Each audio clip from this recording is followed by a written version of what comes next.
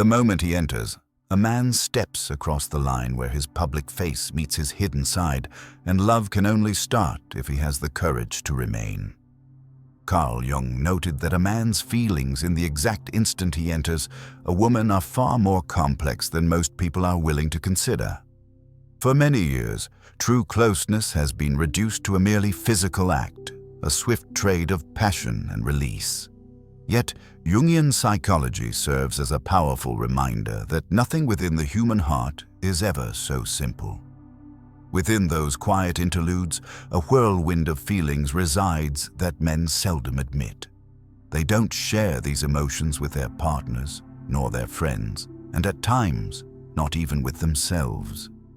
Beneath his composed exterior, truths may be concealed that could fundamentally alter your understanding of affection, reliance, and attraction. Jung once declared, "Until you make the unconscious conscious, it will direct your life and you will call it fate." This statement is nowhere more evident than in intimate moments. For a man, the act of going inside a woman is not just about passion, but represents a boundary where his persona clashes with his shadow. Archetypes such as the lover, the child, and the warrior awaken within him, stirring up his vulnerability, anxiety, and deep yearning. This is precisely why intimacy frequently brings forth inconsistencies. Gentleness mixed with hesitation, strong passion combined with withdrawal, and profound closeness accompanied by silence. In this video, we will reveal 5 concealed Jungian truths concerning a man's genuine feelings when he goes inside you. These are not superficial relationship hints or methods. They are profound psychological insights that shed light on why certain men retreat, why others become overly attached, and how women can respond, not with bewilderment, but with conscious recognition. By the conclusion of this discussion, you will possess a fresh perspective to view things through. When you gain this understanding, you no longer need to pursue or speculate, giving you the freedom to encounter love with clarity, empathy, and inner resilience. If these thoughts strike a chord with you, please recall to like this video and subscribe to the channel so you do not miss any more Jungian insights and sincere discussions. Let's begin with the first hidden truth, a revelation that will completely change how you perceive his silence, his touch, and his moments of reserve during the deepest forms of intimacy. First layer, control and susceptibility. The very first sensation a man experiences when he enters a woman is a rush of authority, mingled with a profound underlying current of vulnerability. It is as if 2 opposing forces are flowing through him simultaneously. On the one hand, he feels selected, affirmed in his masculinity, and proud that a woman has opened her body and placed her trust in him. This instant taps into something primordial within him, the archetypal male impulse to prevail, to validate his potency, and to be the life-giver. Conversely, this same instant leaves him delicate, exposed, and apprehensive that he might not meet her deepest desires. This inherent contradiction puzzles many women. They observe his self-assurance, his physical drive, and his masculine force. But then, almost without warning, they detect a moment of reservation in his gaze, a certain stillness following the act, or a subtle craving for affirmation that is rarely voiced. He might seek this assurance indirectly through a caress, by embracing you more tightly, or even by retreating into himself. The unspoken inquiry he carries is, "Am I sufficient? Did I satisfy her? Will she still want me tomorrow?" These are not mere juvenile uncertainties. They are the private fears that men often never disclose. Carl Jung's psychological framework helps us understand the origin of this dynamic. The persona, the exterior of confidence he displays publicly, clashes with the shadow, the concealed fear of inadequacy and rejection. In that pivotal moment, his archetypes are activated. The lover archetype feels triumphant and invigorated, proud to be desired. The child archetype trembles, yearning for solace and reassurance. The warrior archetype insists on maintaining command, on projecting strength, even when he is internally doubtful. This internal strife is what makes male intimacy so intricate and sometimes perplexing. For some men, this apprehension of not being enough is concealed beneath an air of boldness. They may overstate their performance, behave assertively, or even boast afterward. This is not pure vanity. It serves as a defense mechanism. They are attempting to silence the quiet voice inside that whispers, "What if I let her down?" For others, the experience opens the door to genuine vulnerability. They become gentler. They look into your eyes with more depth. They long for a connection that goes beyond the physical act. This is the individual who risks being fully exposed, and because of this willingness, he can become a partner who is more truly connected. Women often ponder, why does he sometimes appear distant after intimacy? Or why does he suddenly hold me more closely? The explanation lies in this interplay between control and susceptibility. If the shadow of his anxiety overwhelms him, he might pull back, requiring space to reconstruct his mask of confidence. If he feels secure in your presence, he may instead lean in, seeking the comfort that enables him to acknowledge his vulnerability rather than hide it. Jung taught that what is resisted will persist. If a man resists his feelings of fragility, they often manifest as a projection. He might accuse you of judging him or complain that you are difficult to please, when in reality, it is his own inner critic tormenting him. But if he embraces both his pride and his fear, both his strength and his tenderness, he advances one step closer to individuation, toward becoming whole and genuine in love. For women, grasping this first level is essential. Many presume that men engage in intimacy purely to find release.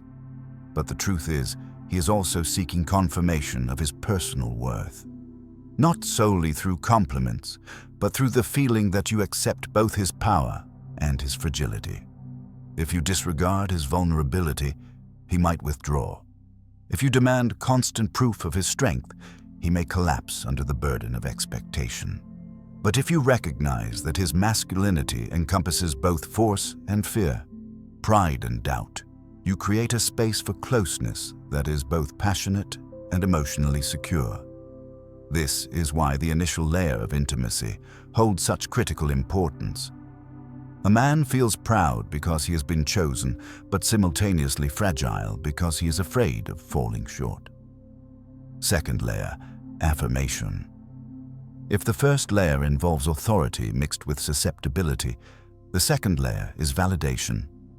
For numerous men, the act of entering a woman is unconsciously perceived as verification of their value. It confirms they are desirable, selected, and adequate. This instance can feel like proof that they belong, that they matter, and that their masculinity has been asserted in a way the world seldom provides. Yet here lies the contradiction Jung would highlight. If affirmation is solely linked to the act itself, it will never truly satisfy. In these moments, a man often focuses not on his own actions, but on his partner's reactions. The rhythm of her breathing, the sounds of her surrender, the expression in her eyes, these become silent indicators of whether he has been sufficient. When her body relaxes, when her eyes soften, he feels corroborated. But when she appears remote, preoccupied, or unaffected, he might descend into doubt, fearing he has failed some hidden test. Carl Jung's psychology reveals that much of male desire is not a conscious choice, but rather the influence of the unconscious. Shaped by archetypes, a man frequently seeks validation externally because he is internally wrestling with the shadow of inadequacy. The lover craves endorsement, the hero desires conquest, while the shadow whispers, "You are not enough." A partner's response then transcends mere pleasure. It becomes a mirror reflecting both his pride and his self-doubt. Here is the central point of contention. Some view male desire as purely physiological, but Jung argued that biology cannot account for the profound craving for affirmation. In moments of closeness, a man's inner conflicts rise to the surface. Is he a conqueror or a child seeking commendation, confident or secretly pleading for reassurance? If he seeks validation only here, he risks falling into a repetitive pattern, pursuing one partner after another, not out of true desire, but from the need to constantly reprove himself. Each moment briefly answers, "Am I worthy?" before the fear returns. As Jung cautioned, whatever remains unconscious will govern us as fate. Until a man confronts his shadow of inadequacy, no quantity of encounters will silence it. For women, this dynamic can lead to confusion and even distress. You might wonder why he sometimes seems preoccupied with your reactions, why he searches for signals that you are affected, or why he becomes distant if you are quiet. The reality is, in those moments, he is not solely seeking pleasure. He is seeking proof that he is enough. Your breathing, your gaze, your sounds, these become the evidence he is unconsciously longing for. But here lies the challenge. You are not obligated to heal the shadow within him. You cannot shoulder the responsibility of his self-esteem. What you can do is recognize the pattern, respond genuinely, and choose whether his pursuit of validation is rooted in authentic connection or in an insatiable craving. The Jungian insight here is empowering. Affirmation is natural, but when it becomes the sole objective, it restricts both partners. True intimacy is not about performing to obtain proof, but about allowing vulnerability to be met with acceptance. When a man begins to integrate his shadow, to acknowledge that he is both strong and uncertain, he no longer requires every moment of union to validate his worth. He can find comfort in connection instead of constantly chasing confirmation. The second layer, therefore, imparts a deep truth. Intimacy becomes perilous when it is reduced to a measure of value. But when it becomes the meeting of two spirits, where validation naturally arises from genuine presence, it has the power to transform both individuals. Have you ever noticed how much a man seems to solicit your reactions during intimacy? And do you believe he is genuinely seeking pleasure or verification that he is sufficient? Third layer, dissolution of barriers, biological bonding. Since the earliest human narratives, men have been described as both rovers and homeward-bound figures. Ancient legends often depict the male as a hunter who wanders the world yet consistently returns to the same dwelling, the same woman, the same familiar embrace. In Greek epics, warriors fought for glory in distant lands but yearned for the arms of Penelope or Andromache. In tribal societies, initiation rites emphasized temporary separation from women, yet equally celebrated reunion, viewing it as the rejuvenation of life. These established patterns suggest that while men may appear restless, a deeper force draws them back to a specific bond. Modern science provides a clearer understanding of the reason. During physical intimacy, the male body releases oxytocin and dopamine, the very same chemicals that bind mothers to their infants and shape memories of comfort. These neurochemical alterations blur the divisions between desire and emotion. They generate what feels like merging, the sensation that for a brief time his boundaries dissolve and he entirely belongs to another. Even if a man logically convinces himself that the encounter is purely casual, his nervous system retains the memory of the body, the scent, and the rhythms of the woman he has entered. This recollection is not merely mental. It is inscribed in his biology. Carl Jung would extend this perspective, moving beyond biology into the realms of psychology and symbolism. For Jung, intimacy is a symbolic merging of polarities, masculine and feminine, conscious and unconscious, persona and shadow. He believed that union holds a mythic significance because it represents the psyche's profound desire to return to completeness. The man, in these moments, may not consciously grasp it, but he is enacting an archetypal script. He is not only touching a woman, he is encountering his anima, the feminine aspect of his soul that seeks integration. This is why the connection can feel overwhelming, why he may experience both expansion and a loss of self-control. Herein lies one of the most debated concepts in Jungian thought. Some critics maintain that intimacy is simply chemistry and instinct, a matter of hormones and evolution. Jung maintained that biology alone cannot explain the depth of attachment, nor the way a single experience can profoundly affect a man for years. He pointed to the collective unconscious, where archetypes of union and longing reside. In his view, the man's return to a woman is not just due to oxytocin, but because she has stirred something within his unconscious, a memory of his own incompleteness and the promise of wholeness through her. For many women, this helps clarify why a man might repeatedly come back, even when logic suggests he should not. He might not be calculating. He may not even comprehend it himself. His body has remembered her. His unconscious has imprinted her as the vessel of his anima. This can generate a profound attachment, sometimes bordering on obsession. What appears to be a simple interaction on the surface is, in Jung's terminology, a powerful psychic connection drawing him toward the mirror of his own soul. But there are inherent risks. If a man confuses this bonding with a sense of ownership, he may cling, demanding continuous access to preserve the illusion of wholeness. If he denies it, pretending the attachment does not exist, he may scatter himself across many encounters, never grasping why the ghost of one woman persists.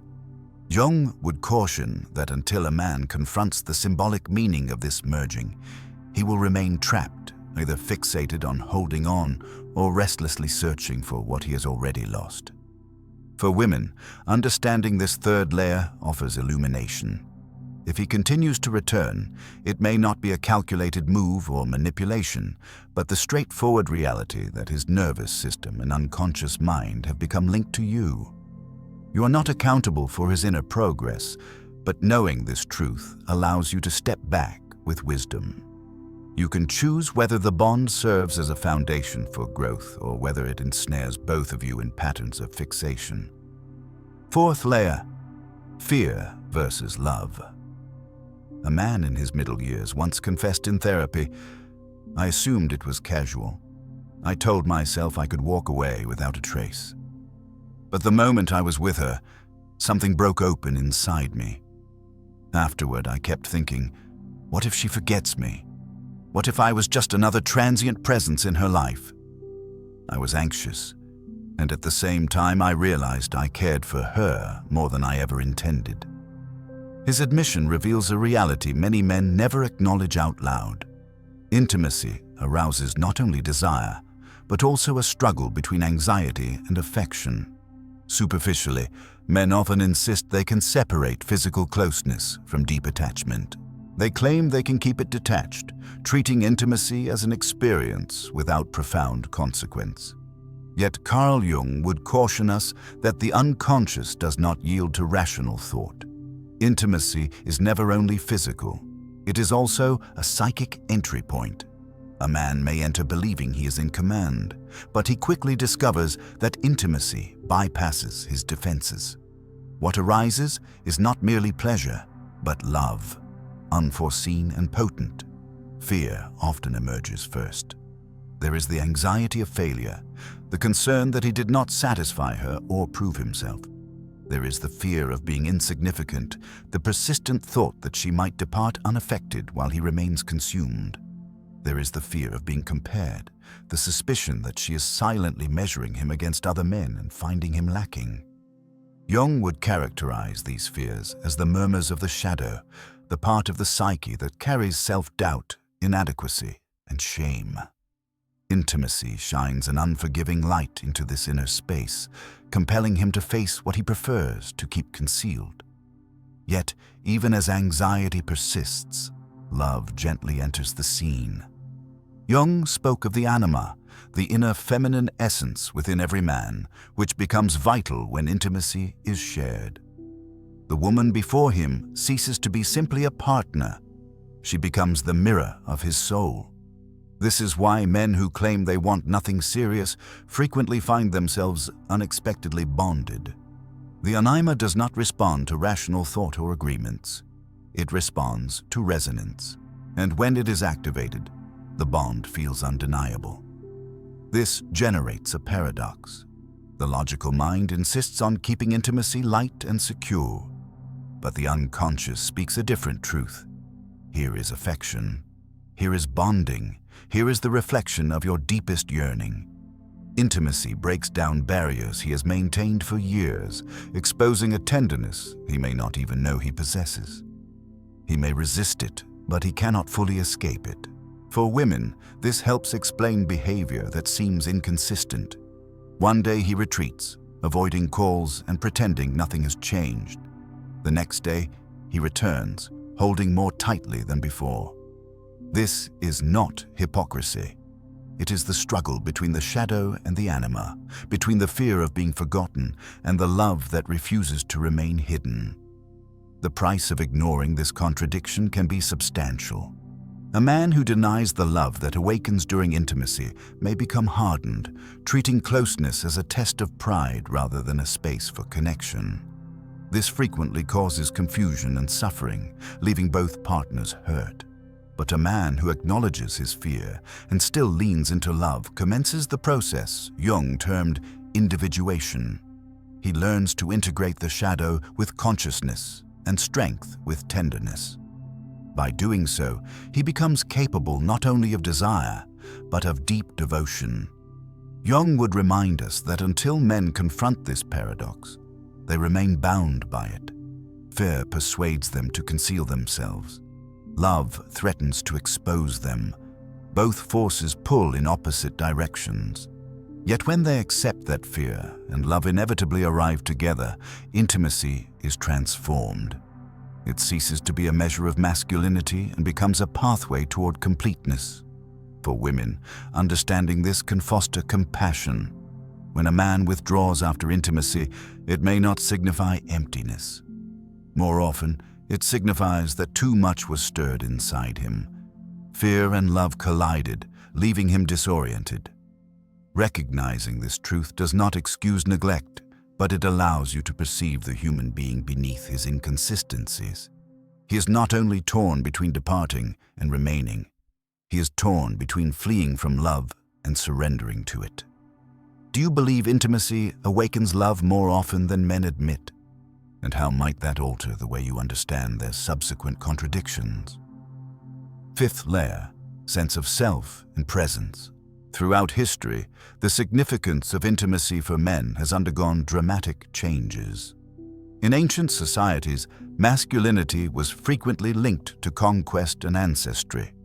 A man's worth was evaluated by his capacity to produce heirs or demonstrate dominance. Intimacy in this framework was defined as an obligation, a transaction between authority and survival.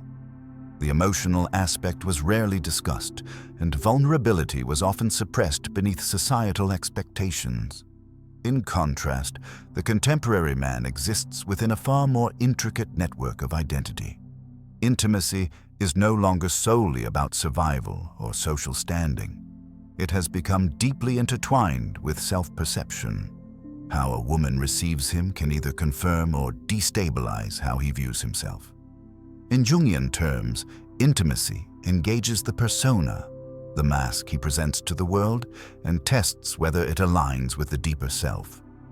A man may enter believing he is self-assured, capable, and strong, yet afterward find himself asking, "Was I genuinely present? Did she see me as I hoped to be seen?" This is where presence becomes crucial. Jung often stressed the importance of consciousness, of being completely aware in the moment. When a man is truly present during intimacy, he experiences not only a connection with another, but also a clearer self-reflection. Yet, presence is fragile. It can be fostered or destroyed by the smallest signals from a woman afterward. A gesture of appreciation, a gentle embrace, or simply remaining close can affirm his identity, communicating to him that he is not only desired, but accepted.